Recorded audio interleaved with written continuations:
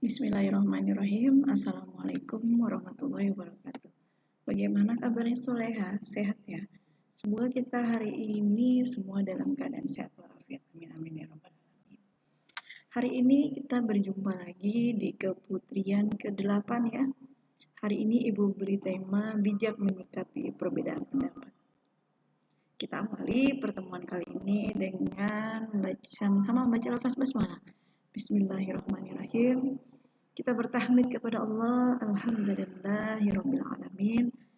Assalatu wassalamu ala asyrafil anbiya'i wal mursalin wa ala alihi wa ashabihi ajma'in. Amma ba'du. Kita awali juga ya nak ya pertemuan kali ini, semoga mendapatkan keberkahan di Yaumul Jum'ah ini. Mari sama-sama kita membaca suratul Fatihah. Ila hadratin Nabi Mustafa Rasulullah sallallahu alaihi wasallam. Al-Fatihah. A'udzu billahi minasyaitonir rajim. Bismillahirrahmanirrahim. Alhamdulillahi rabbil alamin. Arrahmanir rahim. Maliki yaumiddin. Iyyaka na'budu wa iyyaka nasta'in. Ihdinas siratal mustaqim. Siratal ladzina an'amta 'alaihim ghairil maghdubi 'alaihim waladdallin. Amin amin ya rabbal alamin. Oke, anak soleh-soleha, Al-Fatihah sebagai pembuka. Tadi kita sudah buka dengan surat Al-Fatihah. Bijak menyikapi perbedaan pendapat. Nah, ini Bu Risma kali ini ingin memberi kisah cerita tentang percakapan Imam Malik, seorang guru dari Imam Syafi'i, tentang sebab datangnya rezeki. Ini juga berkaitan dengan kisah anggur sang guru Imam Syafi'i. Berkaitan dengan perbedaan pendapat, kadang tidak sedikit ya perbedaan pendapat itu membuat kita ribut, membuat suatu tempat menjadi chaos karena adanya perbedaan pendapat. Tetapi imam di dalam ilmu fikih ini yang terkenal yaitu guru Imam Malik dan Imam Syafi'i, di mana Imam Syafi'i ini adalah seorang murid dari Imam Malik, pernah berbeda pendapat tentang sebab datangnya rezeki. Bagaimana cara mereka? Dimana kita kenal beliau itu adalah seorang imam mazhab yang kita ikuti sekarang, terutama Imam Syafi'i ya, karena memang pendapat hukum yang dipahami tentang hukum fikihnya moderat, maka di Indonesia kita kebanyakan memakai Imam Syafi'i. Ternyata beliau pun dengan gurunya pernah terjadi perbedaan pendapat ya, tapi mereka jadi ribut nggak? Biasanya kalau di daerah kita itu yang jadi ribut adalah apa? Perbedaan antara yang kunut dan tidak kunut. Salah satunya ya, dan masih banyak lagi hal-hal lainnya, diantaranya memakai jilbab. Ada yang nggak boleh pakai jilbabnya. Kalau belum pakai jilbab yang panjang banget nih, berarti belum memenuhi syarat sebagai Islam. Dia mah Islamnya masih Islam aneh gitu ya.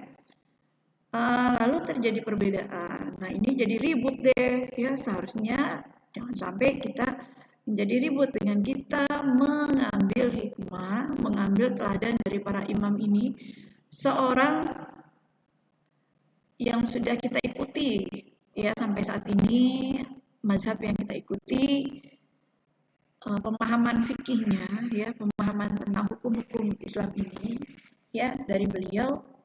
Ternyata beliau pun mencontohkan seorang guru dan seorang murid. Mereka tidak menjadi cekcok. Yuk mari kita bahas ya nak ya kisahnya di pertemuan kali ini. Nah ini Imam Malik, guru Imam Syafi'i, dalam majelis menyampaikan bahwa sesungguhnya rezeki itu datang tanpa sebab. Guru Imam Syafi'i, Imam Malik bilang, cukup dengan tawakal yang benar kepada Allah, niscaya Allah akan beriin rezekinya. Allah akan berikan rezekinya. Gak perlu bersusah-susah deh. Jangan terlalu mikirin banget. Gak usah terlalu kita pikir harus banyak berusaha banget. Ntar insya Allah kalau tawakal aja, insya Allah rezeki akan datang. Lakukan yang menjadi bagianmu, selanjutkan biar Allah mengurusnya. Yang penting kita sekarang aktivitas kita apa nih? kerjain aja. Oh kerja, gajinya kecil, gajinya dikit, ya kerja aja. Kewajiban kita kerja. Nggak usah mikir ini gajinya berapa, cukup nggak buat kita, ya. Udah nggak usah diurusin. Nah, ini ya menurut Imam Malik santai aja, tetap aja lakukan aktivitas apa yang menjadi kewajiban kamu. Kamu sekarang harusnya belajar, ya udah belajar aja. Nggak tahu kamu dapat rezeki mau dibeliin baju, nanti harus cari baju dari baju barunya dari mana, baju seragamnya dari mana. Udah kamu tugasnya sekarang belajarlah. Tugasnya membantu orang tua, membantulah orang tua. Kerjakan aja sebagaimana mestinya. Insya Allah nanti Allah yang cukupkan rezekinya. Itu menurut Imam Malik. Sementara Imam Syafi'i, sang murid berpendapat lain, bahwa seandainya seekor burung tidak keluar dari sangkarnya, bagaimana mungkin ia akan mendapatkan rezeki. Ini kata Imam Syafi'i. Kalau burung aja nih nggak keluar dari sangkar, nggak bakal dia dapat rezeki. Nggak bakal dia bawa makanan tuh buat anak-anaknya. Nih contohnya ya, gambar burung bawa lagi ngasih makan ke anak-anaknya, ke anak-anak burung. Guru dan murid ini pun bersikukuh pada pendapat yang masing-masing. Hingga suatu saat Imam Syafi'i berpergian. Namanya pergian keluar pondok. Imam Syafi'i melihat rombongan orang yang sedang memanen anggur. Dia pun membantu mereka. Imam Syafi'i bantu deh tuh rombongan yang sedang memanen anggur. Setelah pekerjaan selesai, Imam Syafi'i memperoleh imbalan beberapa ikat anggur sebagai balas jasa. Imam Syafi'i senang dong, dapat bagian ya, udah bantu. Namun bukan karena mendapat anggurnya kalau dia senang pada saat itu. Kalau kita mungkin senang dong dapat ya, dapat bagian. Dia bukan senang girang karena mendapatkan anggurnya, melainkan pemberian itu telah menguatkan pendapatnya. Karena Imam Syafi'i tadi bilangnya apa? Kalau nggak keluar ya nggak dapat rezeki. Sedangkan gurunya lakukan aja kewajiban. Insya Allah nanti akan datang rezeki itu. Lalu apa kisah selanjutnya? Kisah selanjutnya adalah apa ya yang terjadi di kisah selanjutnya ini? Ternyata beda ya pendapatnya. Jika burung tidak terbang dari sangkar, bagaimana ia mendapatkan rezeki? Seandainya dia tak membantu panen, niscaya tidak akan mendapatkan anggur. Menurut pemikirannya Imam Syafi'i, kalau dia nggak tadi ikut panen, mana mungkin dia dapat tadi anggurnya? Nah, bergegas Imam Syafi'i menjumpai Imam Malik, gurunya, sambil memberikan oleh-oleh anggur itu kepada gurunya. Seraya berkata, seandainya saya nggak berpondok nih, guru, dan melakukan sesuatu membantu memanen, tentu aja anggur ini tidak akan pernah sampai di tangan saya. Mendengar kisah itu, Imam Malik cuma tersenyum. Seraya mengambil anggur dan mencicipinya. Imam Malik berucap, apa bicara Imam Malik? Ini menarik ya. Seorang guru dengan gaya santai saja ya, tidak main apa, tidak main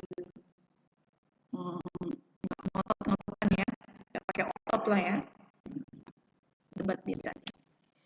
Kata si guru ini, sehari ini, kata Imam Malik, aku memang tidak keluar pondok, hanya mengambil tugas sebagai guru dan sedikit berpikir, alangkah nikmatnya kalau dalam hari yang panas ini aku bisa menikmati anggur. Tiba-tiba kau datang sambil membawakan beberapa ikat anggur untukku. Ya, kata si guru, tadi emang ajar aja. Tiba-tiba aku lagi berpikir nih, enak nih kalau panas-panas ini makan anggur. Tiba-tiba Imam Syafi'i datang nih, saya murid bawa anggur. Maka ini juga bagian rezeki yang datang tanpa sebab. Cukup dengan amalkan benar kepada Allah, niscaya Allah akan memberikan rezeki. Lakukan menjadi bagianmu, selanjutnya biarkan Allah yang mengurus lainnya. Ini tadi yang kata Imam Malik ya. Akhirnya mereka ditutup dengan kisah yang saling tahu saja. Oh iya ya, dua imam besar mengambil dua hukum yang berbeda di hadis yang sama. Begitulah cara ulama bisa melihat perbedaan, bukan dengan menyalahkan orang lain dan hanya membenarkan pendapatnya sendiri. Jadi dari kisah ini kita bisa lihat ya, perbedaan pendapat rahmat, tapi jangan sampai membuat kita ribut. Kalau hanya yang soal-soal furu, apalagi ya soal-soalnya cabang. Apa sih soal-soal cabang? Di antaranya memakai jilbab. kurus nih, pakai jilbabnya boleh dong pendek, udah gitu pakai jaket lagi atau pakai pasmina, kan ketutup tuh bawah dadanya tuh. Ya, sebenarnya sudah cukup. Dia mau pakai gaya atau pakai pasmina lah, ya. Pakai pasmina di ininya, di pundaknya, kan sudah tertutup tuh. Apalagi yang badannya kurus, dia gendut, dia ternyata tidak membentuk tubuhnya. Beda dengan yang mungkin ukurannya gendut nih, pakai jilbabnya pendek, ya jelas ya terlihat. Udah pendek, udah gemuk, pakai jilbabnya pendek, pasti semua lekuk-lekuknya terlihat. Nah, jadi pada intinya apa? Oh iya, kita sama-sama pakai jilbab. Ya, yang diperintahkan dalam Al-Quran adalah mengulurkan sampai ke dada. Kalau dadanya sudah tertutup dan memang dia bukan orang yang terbentuk sehingga terlihat bentuk-bentuk auratnya, maka monggo ya. Itu hanya hal yang furu'nya, tidak usah jadikan perdebatan ya. Yang paling penting adalah kita sama-sama berusaha memakai jilbab dan terus mendalami ilmu agamanya. Insya Allah akan sempurna dan lebih mantap ya. Bagaimana kita harus bersikap sesuai dengan etika Islam. Jadi perbedaan jangan bikin kita ribut, jangan bikin kita jadi otot-ototan, jadi chaos dalam sebuah organisasi. Ya, nah, mudah-mudahan Allah merahmati kita semua, Allah memberi keberkahan untuk kita semua dan mengampuni dosa-dosa kita. Kalau saat ini mungkin masih perbedaan itu membuat kita menjadi cekcok dengan saudara kita sesama muslim ya. Mudah-mudahan dengan pertemuan kali ini kisah dari seorang ulama besar ini, seorang imam besar ini memberikan hikmah untuk kita bisa bersikap lebih. Oke, Ibu akhiri pertemuan kita hari ini dengan baca lafaz hamdalah. Alhamdulillahirabbil alamin. Subhanakallahumma wa bihamdika asyhadu an la ilaha illa anta astaghfiruka wa atubu ilaik. Wabillahi taufiq wal hidayah. Wassalamualaikum warahmatullahi wabarakatuh.